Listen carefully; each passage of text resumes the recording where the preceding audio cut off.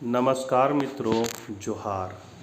झारखंड सरकार द्वारा स्वास्थ्य बीमा योजना शुरू कर दी गई है और बहुत पहले ही इसका विभागीय संकल्प जारी कर दिया गया था। संकल्प संख्या 185 है और 31/7/2023 को ये संकल्प रिलीज किया गया था और इसमें सारे नियम को बताया गया है, किसको मिलेगा, कैसे मिलेगा, क्या करना है, नहीं करना है, वो सारा डिटेल उसमें दिया हुआ है।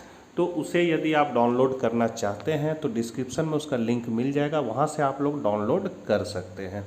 उसके बाद हम लोग इस स्वास्थ्य बीमा योजना में कैसे ऑनलाइन अप्लाई करेंगे, इसी की जानकारी मैं आप लोगों को स्टेप बाय स्टेप वीडियो के माध्यम से समझाऊंगा। चैनल पर पहली बार है तो ज़रूर सब्सक्राइब कर लें और मित्रों को यह वीडियो ज़रूर शेयर करें। तो चलिए हम लोग आज कुछ नया सीखते हैं। सबसे पहले आपको गूगल में जाकर jrhms.jharkhand.gov.in लिख देना है। लिखने के बाद आपको क्या करना है, क्लिक कीजिएगा तो आपका कुछ इस तरह खुल जाएगा, नेशनल हेल्थ मिशन। यदि ये दिक्कत होगा खुलने में तो मैं डिस्क्रिप्शन में इसका लिंक दे दूंगा, वहाँ से भी आप खोल सकते हैं। कुछ इस तरह का इंटरफेस आएगा। इसमें आपको थोड़ा नीचे आना है और आपको दाहिनी तरफ आपको एक क्विक लिंक मिलेगा। यहाँ पर आपको एक क्विक लिंक मिलेगा और इस क्विक लिंक के नीचे ही यहाँ पर देख सकते हैं झारखंड स्वास्थ्य बीमा योजना एम्प्लॉय पोर्टल लिखा हुआ मिलेगा। बस इसको आपको क्लिक कर देना है। क्लिक करने के बाद कुछ आपका इस तरह का इंटरफेस आ जाएगा। यहाँ पर आपको अपना नाम लिखना है, यहाँ ईमेल आईडी देना है और यहाँ एक मोबाइल नंबर देना है। उसके बाद आपके मोबाइल पर एक OTP आएगा। तो हम लोग फटाफट इसको भर लेते हैं।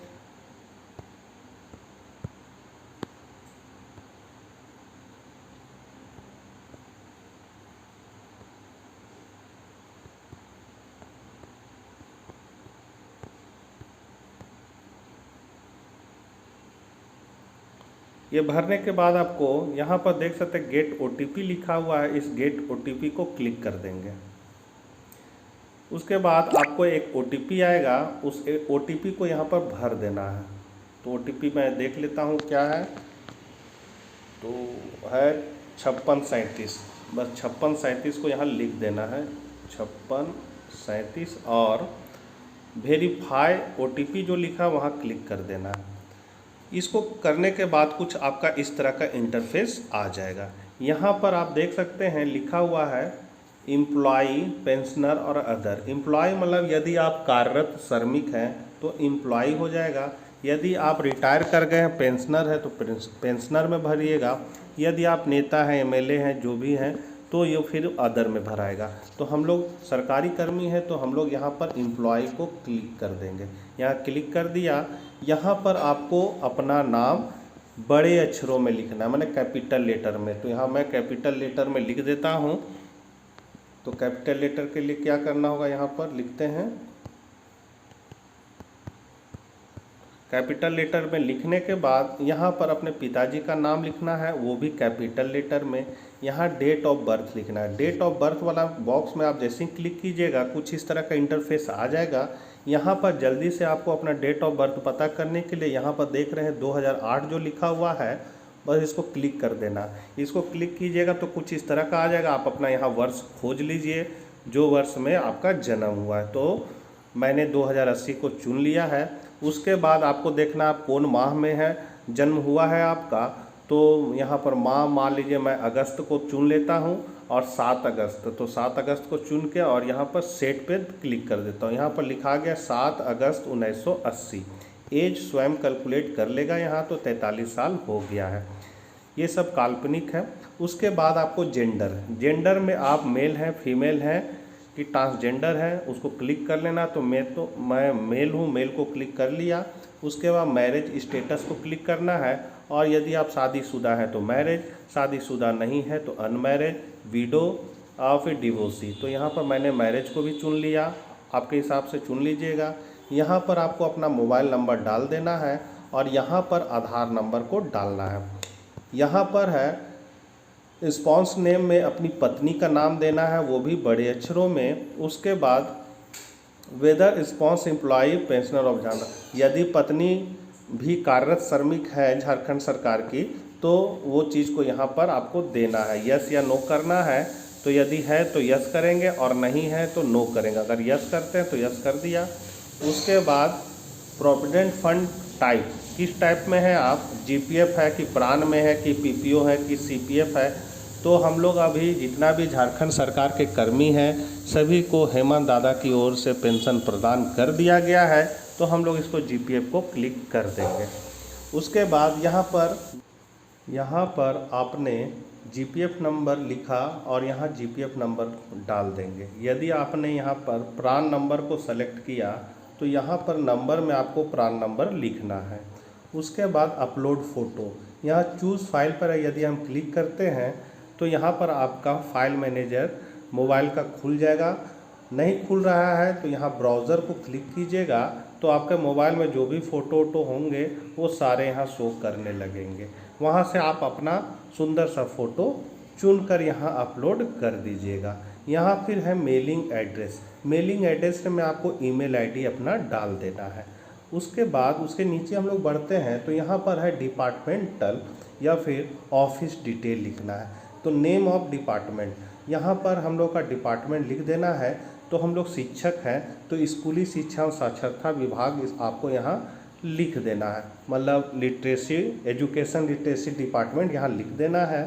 यहाँ पर है पार्टिकुलर ऑफ द ऑफिस, आपका जो ऑफिस है उस ऑफिस का पार्टिकुलर आपको यहाँ डिटेल दे देना है। जैसे ऑफिस आपका हो जाएगा डीओ ऑफिस हजारीबाग या जिला शिक्षा पदाधिकारी कार्यालय, ये पार्टिकुलर ऑफिस हो गया। उसके बाद place of posting, last place of posting from where related, आपका पोस्टिंग कहाँ पर है, जिस विद्यालय में आपका पोस्टिंग है उस विद्यालय का यहाँ नाम लिख देना है। उसके बाद आपको डिस्ट्रिक्ट दे देना है, यहाँ पर पिन कोड डाल देना है, यहाँ पर आपको डीडीओ कोड डालना है। ये डीडीओ कोड आपको कहाँ से मिलेगा, तो आपको अपने कर्मचारी पोर्टल में लॉगिन करके वहाँ से आप अपना डीडीओ कोड देख सकते हैं। उस डीडीओ कोड को यहाँ भर देना है। उसके बाद ग्रेड पे आपका जो होगा वो आपको यहाँ पर ग्रेड पे लेवल और पे स्केल तीनों चीज़ को भर देना है। ग्रेड पे जैसे हो गया मेरा 4800 है तो 4800, पे लेवल हो गया मान लिया लेवल 8 में है तो पे लेवल 8 हो जाएगा। यदि आप 7 में हैं तो पे लेवल 7 हो जाएगा। मतलब ये 7th पे कमीशन का टेबल में आपको देख के पता करना होगा कि आप कौन पे लेवल में हैं। उसके बाद पे स्केल में हो जाएगा 9300 से 34,800, तो ये यहाँ भर देना है। उसके बाद सर्विस ग्रेड, जो सर्विस ग्रेड में आप आते हैं 1 2 3 4 जो आते हैं उसको आपको भर देना है। यदि आप 3 में आते हैं तो 3 को भर देना है, 4 में आते हैं तो 4 भर देना है। ये 4th ग्रेड का है। ये शिक्षक लोग का 3रा ग्रेड है, दूसरा में भी कोई आते हैं तो 2रा ग्रेड भर देंगे। यहाँ पर आपको सर्विस ग्रेड भर देना है। उसका डेट ऑफ एम्प्लॉयमेंट, यहाँ पर नियुक्ति तिथि को डाल देना है। फिर यहाँ पर डेट ऑफ रिटायरमेंट, मतलब जब आप रिटायर होंगे जो डेट को वो डेट को यहाँ डाल देना है। डेट डालने के लिए क्या करना है, तो इसको क्लिक कीजिएगा, आपका यहाँ डेट आ जाएगा। यहाँ पर इस वर्ष को चुन के आप अपना हिसाब से डेट को चुन लीजिएगा। जैसे मतलब 2027 में कब आप रिटायर कीजिएगा, अक्टूबर नवंबर, उस महीना को सुने यहाँ सेट कर दिए तो डेट ऑफ रिटायरमेंट हो गया। उसके बाद जो आप पर निर्भर है, जो स्वास्थ्य बीमा का जो लाभ आपके अलावा और किनको आप मिलेगा उसका यहाँ डिटेल आपको भरना है। तो ऐड डिपेंडेंट डिटेल को भरना है। तो जैसे नेम ऑफ डिपेंडेंट, जो आप पर डिपेंडेंट है तो सबसे पहले तो आप अपनी पत्नी का नाम भर दीजिएगा। यहाँ मेरी पत्नी का नाम गौरी है, यहाँ पर जो आपकी पत्नी का नाम है, जैसे मान लीजिए मेरी पत्नी का नाम गौरी है तो यहाँ मैंने गौरी लिख दिया। और वो भी क्या लिखना है, कैपिटल अक्षर में लिखना है, कैपिटल अक्षर में लिख दिया। उसके बाद यहाँ उसका जेंडर भर देना, तो जेंडर मेल फीमेल जो है भर देना है। यहाँ पर है डिफरेंटली अवेलेबल, मतलब कुछ और उनकी निर्भरता है तो नो कर देना। यहाँ पर आपको नो कर देना है कि नहीं किसी और चीज़ पर निर्भर नहीं है।